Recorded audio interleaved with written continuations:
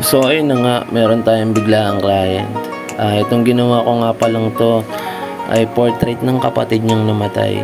Ayan, nakakalungkot lang isipin na ipapagawa niya yung kapatid niyang namatay. Pero ayan, ginawa natin. Sabi ko na lang, gabayan ako ng kapatid niya na magawa ko yung portrait ng maayos. Pero ayun, nagawa naman natin ng maayos yung portrait ng kapatid niya. Itong time na to hindi kasi namin na-videohan yung mula umpisang pagkakagawa. Naisipan kong i-vlog sana kaso hindi ko na videohan, kaya ayan, pagpasensyahan nyo na. Itong time na to nagkukulay na kami ng letterings. Patapos na rin kami nito nung binidyohan namin.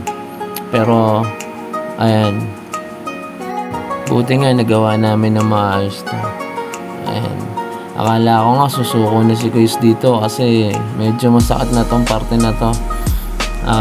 First tattoo niya kasi to para sa kapatid niya.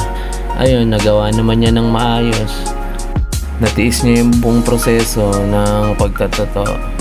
Salamat nga ako, natiis niya kasi gustong gusto ko talaga siyang tapusin, pero yung paa ni Kuis talagang pumipitik na habang tinatatuan namin yan. Hindi lang ito sa video, pero na siya dyan, gigil na siya dyan. Ito yung finished product niya. Ayan, sana nagustuhan niyo yung pagkakagawa natin. Memorial tattoo yan ni Ate Ali, realistic.